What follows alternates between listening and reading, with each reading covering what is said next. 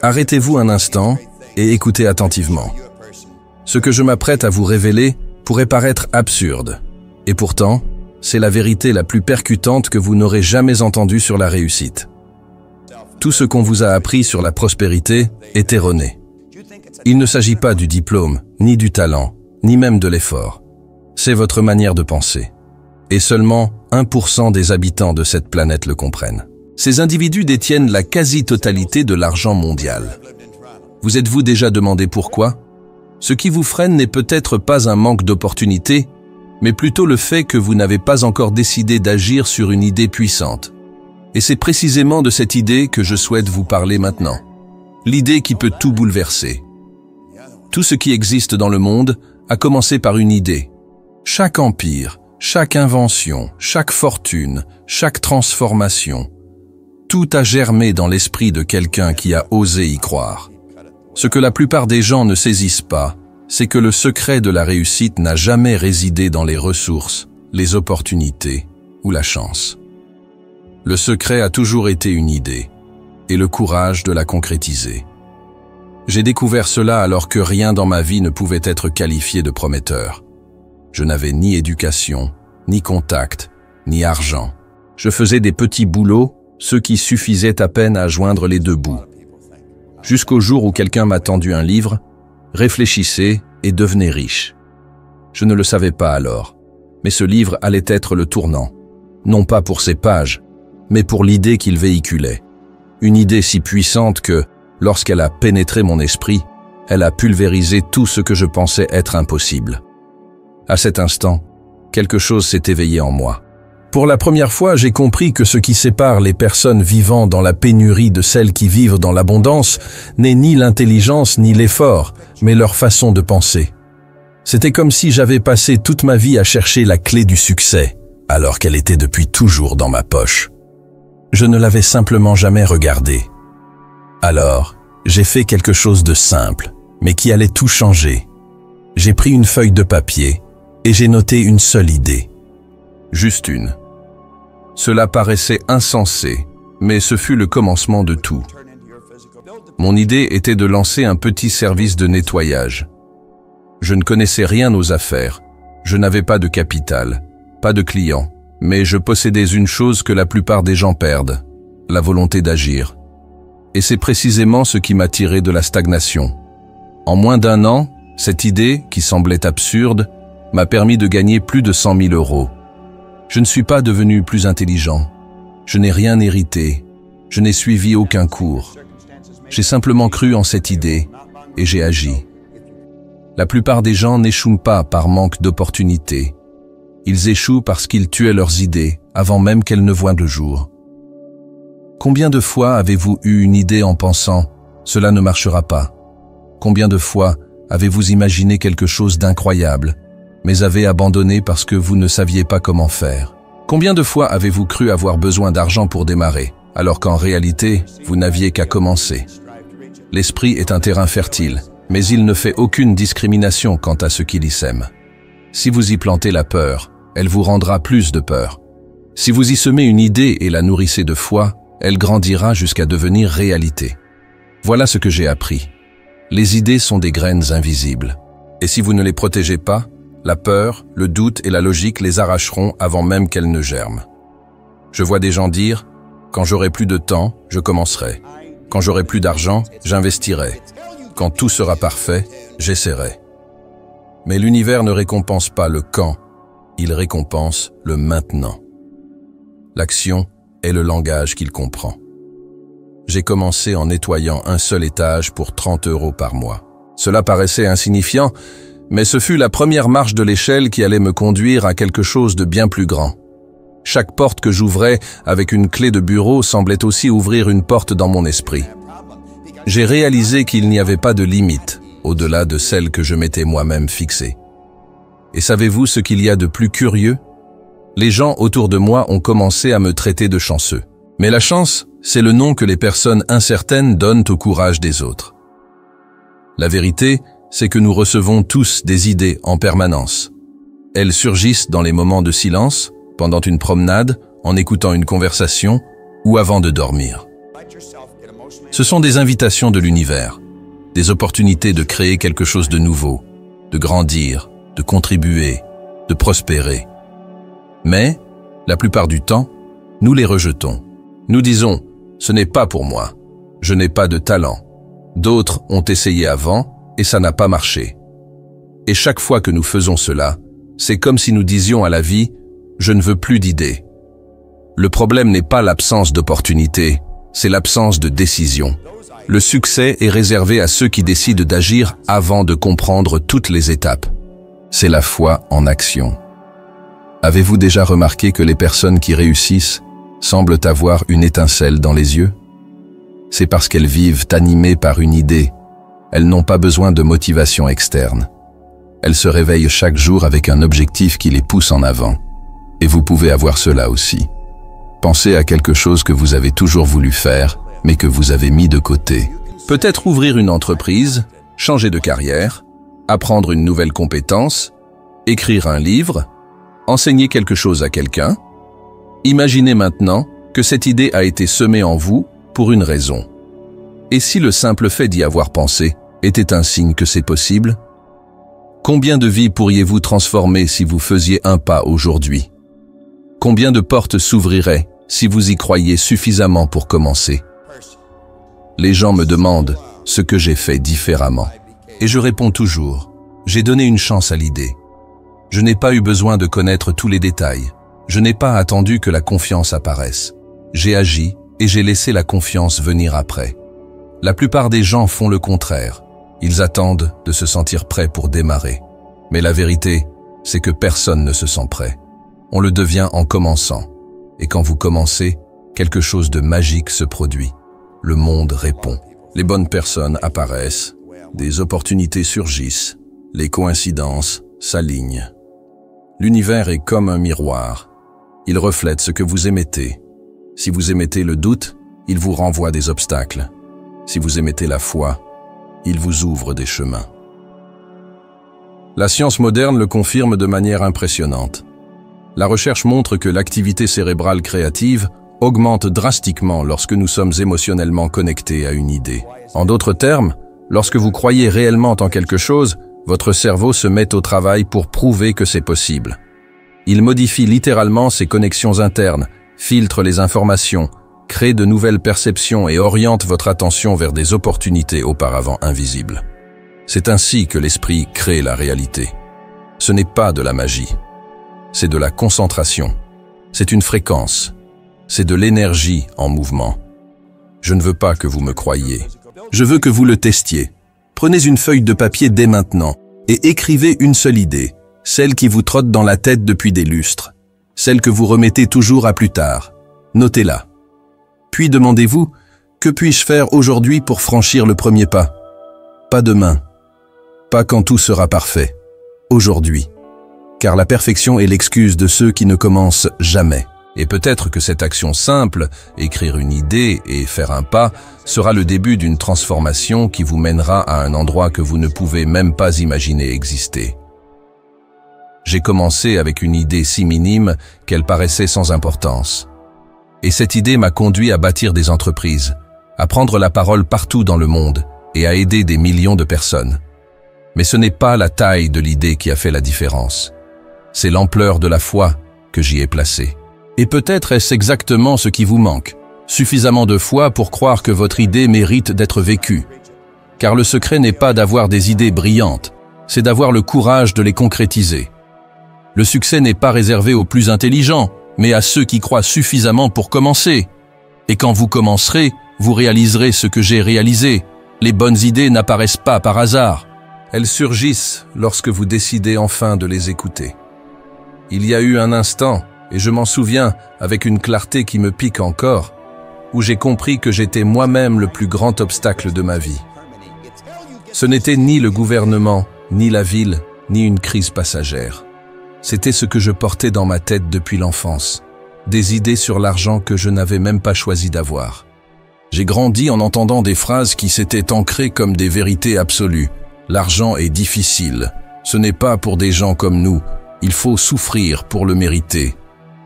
Ces phrases m'étaient aussi naturelles que respirer, jusqu'au jour où je les ai écrites sur une feuille de papier et y ai vu la racine de tout ce qui me retenait.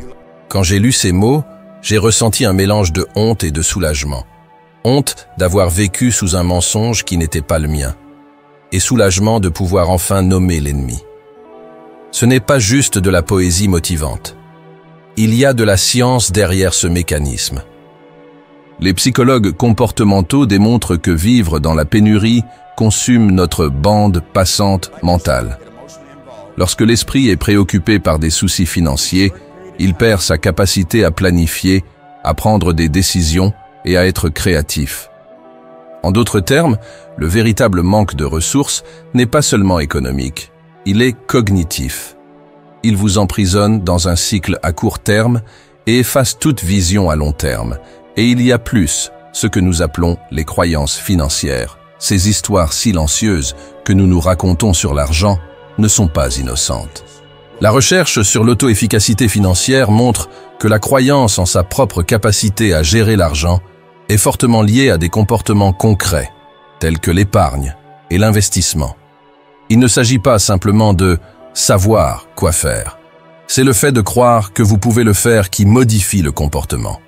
Quand j'ai changé mes croyances, j'ai commencé à agir différemment, et cela a modifié mes résultats.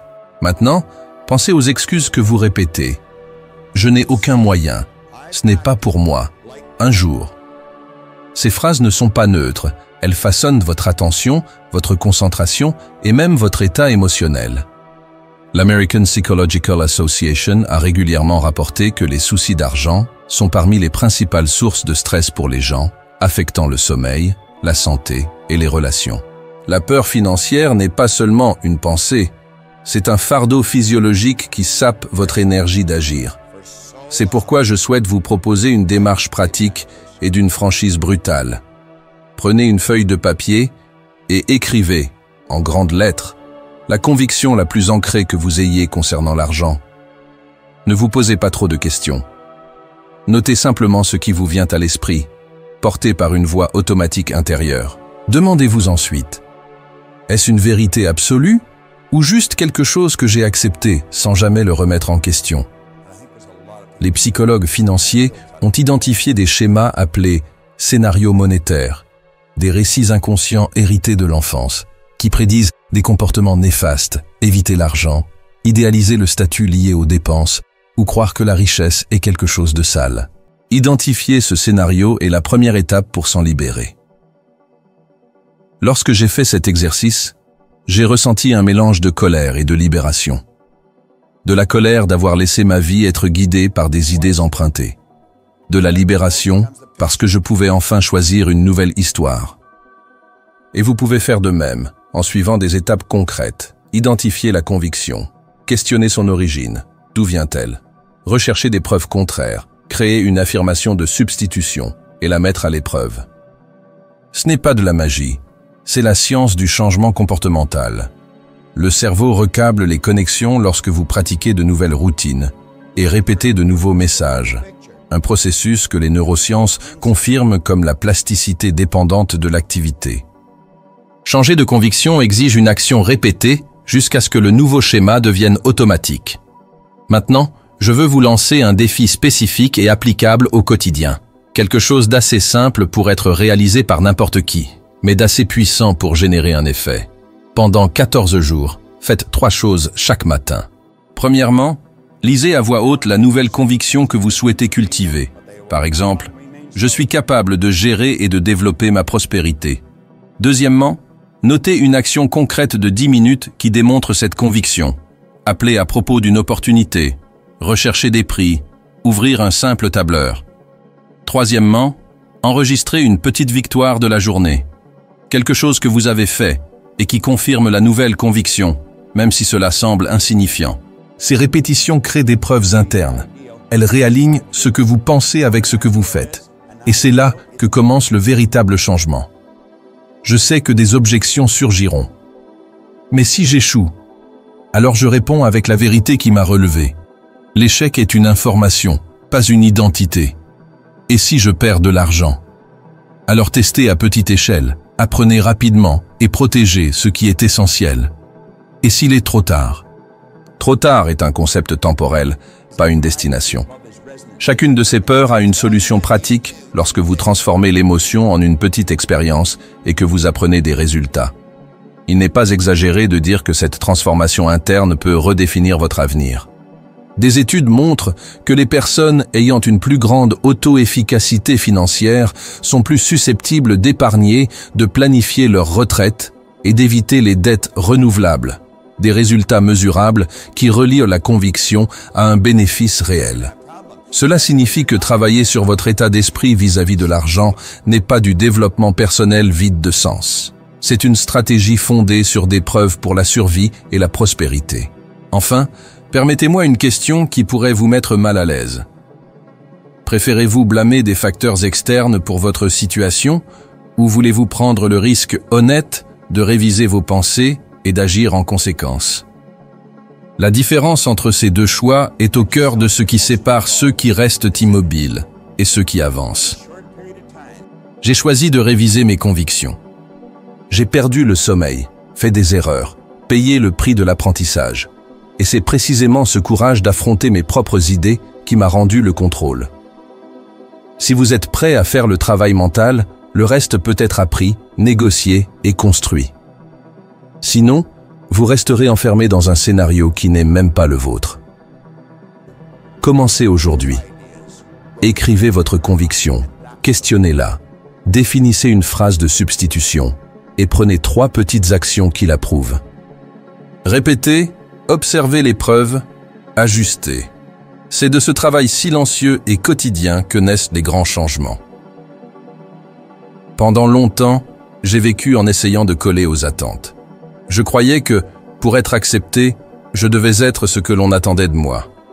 L'employé exemplaire, l'homme poli, celui qui ne parlait jamais fort, celui qui suivait les règles et ne dérangeait personne.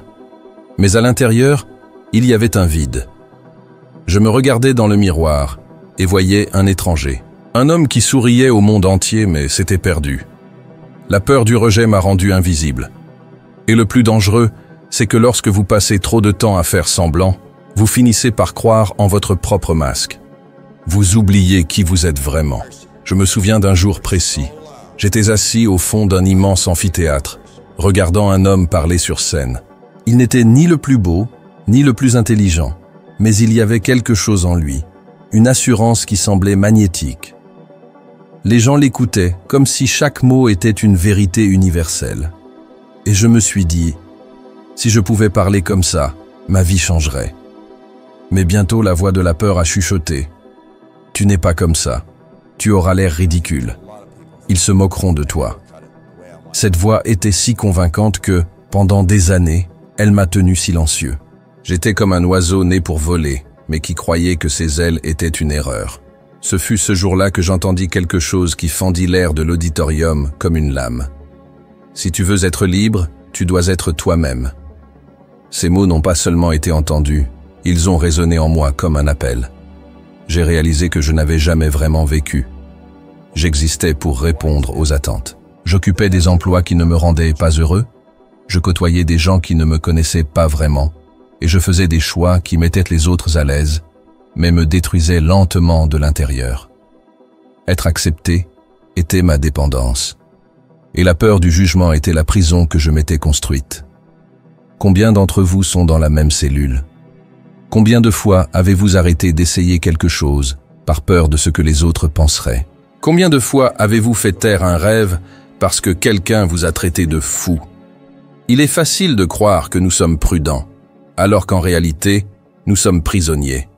La société enseigne dès le plus jeune âge que nous devrions nous intégrer, suivre la norme, faire plaisir aux autres, appartenir. Mais le prix à payer est extrêmement élevé. Vous perdez votre authenticité et avec elle, votre force créatrice.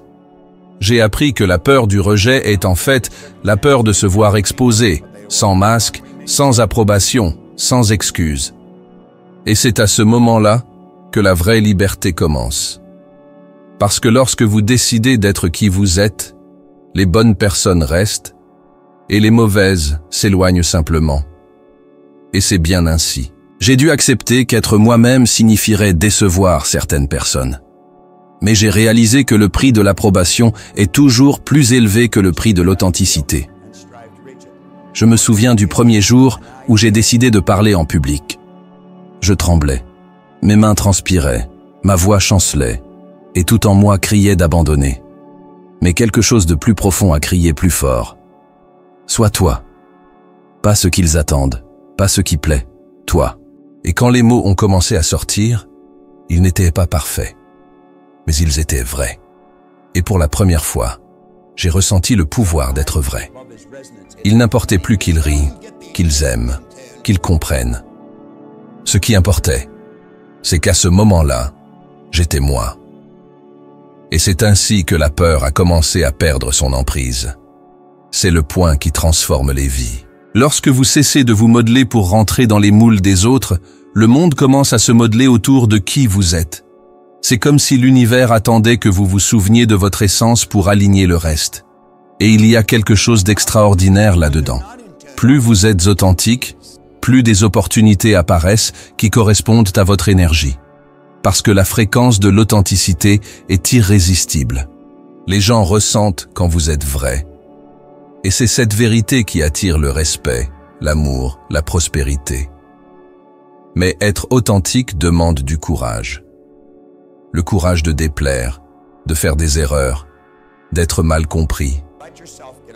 Le courage de tenir bon, même quand les critiques arrivent. Et elles viendront. Elles viennent toujours.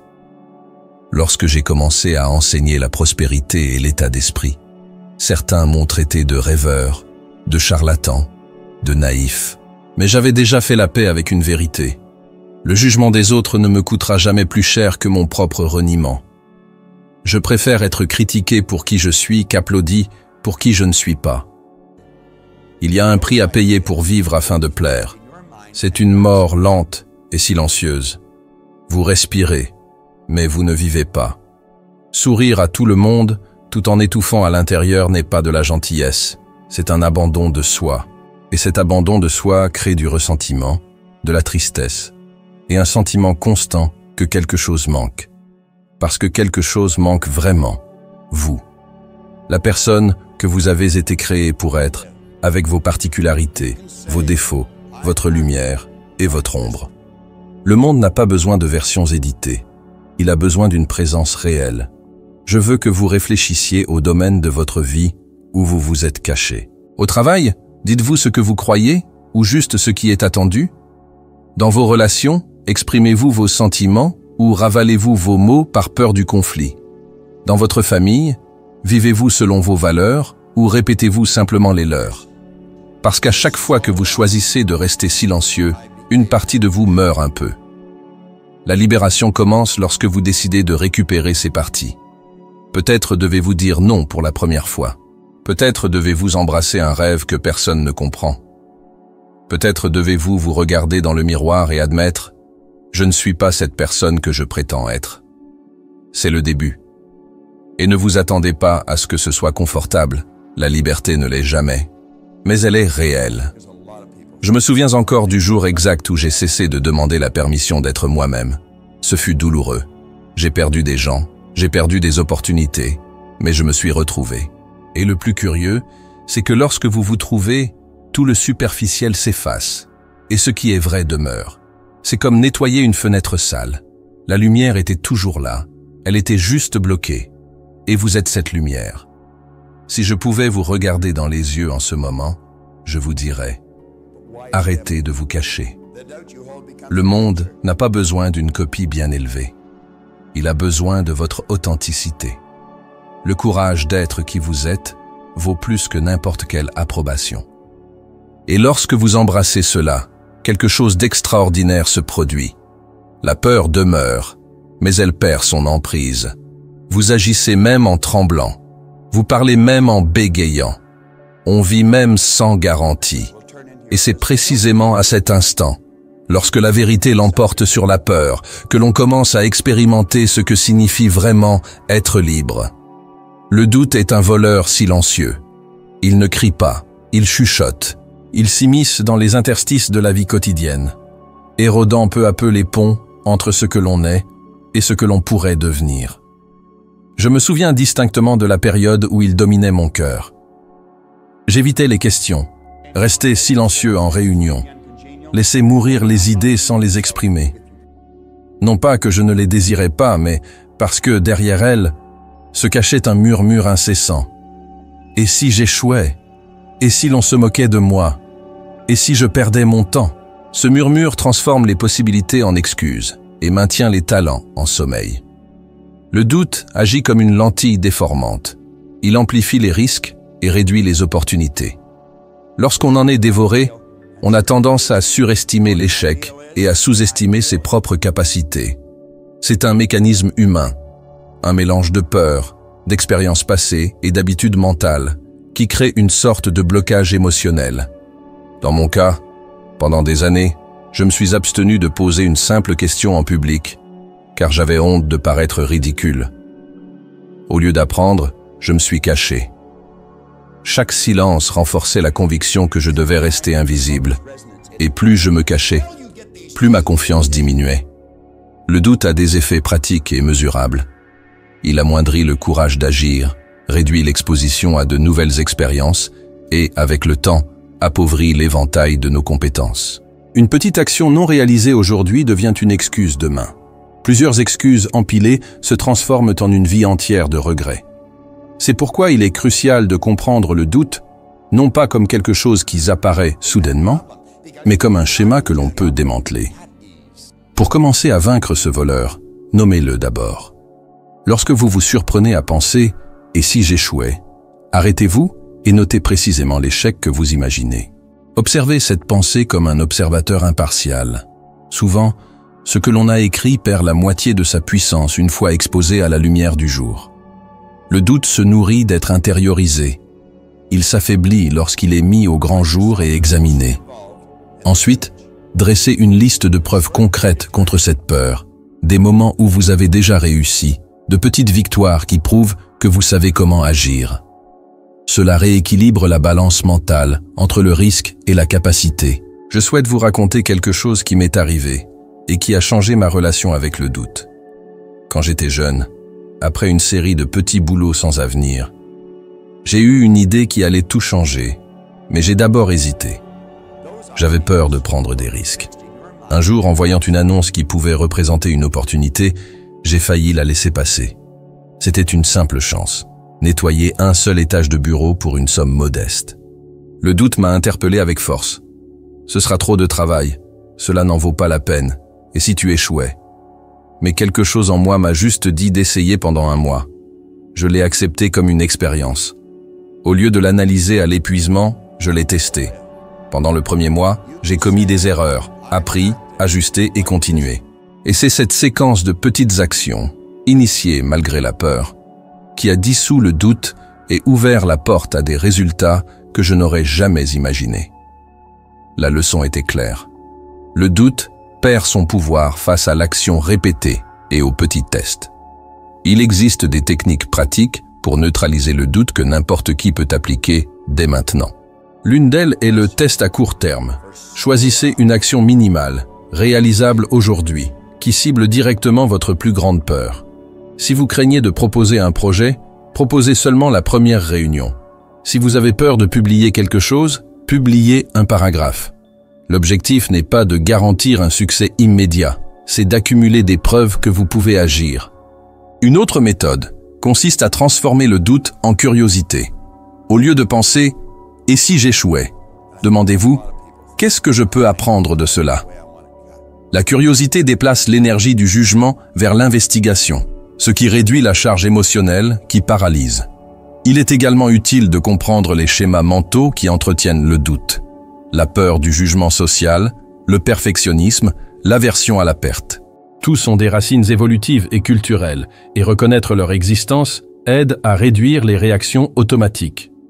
Ne vous blâmez pas d'avoir des doutes, traitez-les plutôt comme des indicateurs. Là où il y a de la peur, il y a une opportunité de croissance. Reconnaître ce schéma et agir délibérément, c'est comme développer un muscle. Au début, c'est difficile, puis cela devient automatique. Je dois mentionner des exemples qui illustrent comment le doute peut être surmonté et comment, lorsqu'il est ignoré, Ils consument les opportunités. Pensez à des figures comme J.K. Rowling, qui a fait face à des rejets et a souvent dû contenir sa confiance, mais a persisté malgré le doute. Aujourd'hui, son œuvre a transformé des vies et des marchés. D'un autre côté, des centaines de talents ont disparu parce qu'ils ont permis à la peur de l'échec de les aveugler avant même qu'ils n'arrachent à la première page de leur livre ou n'ouvrent la première porte de leur entreprise. Je ne listerai pas tous les oubliés. Le point est clair. Persister malgré le doute est un facteur décisif pour ceux qui font l'histoire. Maintenant, un défi pratique, petit mais puissant. Pendant 7 jours, choisissez une action qui provoque votre doute et réalisez-la consciemment chaque jour. Elle n'a pas besoin d'être grandiose. Prenez la parole pendant 60 secondes lors d'une réunion. Envoyez un email proposant une idée, publiez une pensée. Notez l'inconfort avant et après. Le premier jour, l'inconfort vous semblera important. Le deuxième, moins. Dès le troisième, vous commencerez à remarquer de petites victoires. À la fin de la semaine, vous disposerez de données concrètes sur votre capacité à agir malgré l'incertitude. Ces données constituent l'antidote le plus efficace contre le doute. Enfin, sachez que le doute disparaît rarement complètement. Il peut réapparaître sur de nouveaux terrains, sous de nouvelles formes. La différence entre ceux qui prospèrent et ceux qui stagnent est que les premiers ont appris à coexister avec le doute sans lui permettre de prendre leurs décisions. Ils affrontent le sentiment, répètent l'action, accumulent des preuves et, avec le temps, redéfinissent ce qui est possible. Si vous voulez transformer votre avenir, acceptez que ressentir la peur est humain, mais ne la laissez pas dicter vos pas. Le courage n'est pas l'absence de doute, c'est la décision d'agir malgré lui. Faites-le aujourd'hui. Le point le plus important de tout ce que vous avez entendu jusqu'à présent est simple, mais puissant. La peur et le doute n'ont de force que lorsque vous leur en donnez. Le secret réside dans l'action, même quand cela semble impossible. Parce que chaque pas que vous faites, même en tremblant, même en vous sentant peu sûr de vous, détruit un peu les murs qui vous retiennent prisonniers. Et c'est là que la transformation opère. Non pas quand tout est clair, mais quand vous décidez d'avancer malgré l'incertitude. Le succès n'est pas le résultat d'une absence de peur, mais plutôt le courage de ne pas s'y laisser dominer. C'est la différence entre ceux qui créent leur propre réalité et ceux qui s'y contentent de réagir. Et désormais, vous en êtes conscient. Vous savez déjà que le doute est un voleur et que la seule façon de le vaincre est de l'affronter par l'action. Maintenant, la prochaine étape est de poursuivre ce chemin de conscience et d'expansion. La prochaine vidéo qui apparaîtra sur votre écran vous mènera plus en profondeur, où vous comprendrez comment aligner votre esprit sur la fréquence de la création, le point précis où vit le 1%. Cliquez maintenant et venez avec moi, car là, vous gravirez une marche supplémentaire dans votre évolution de la sagesse, devenant 1% meilleur que vous ne l'êtes actuellement. Merci d'avoir été avec moi jusqu'ici, et j'ai hâte de vous retrouver dans la prochaine vidéo.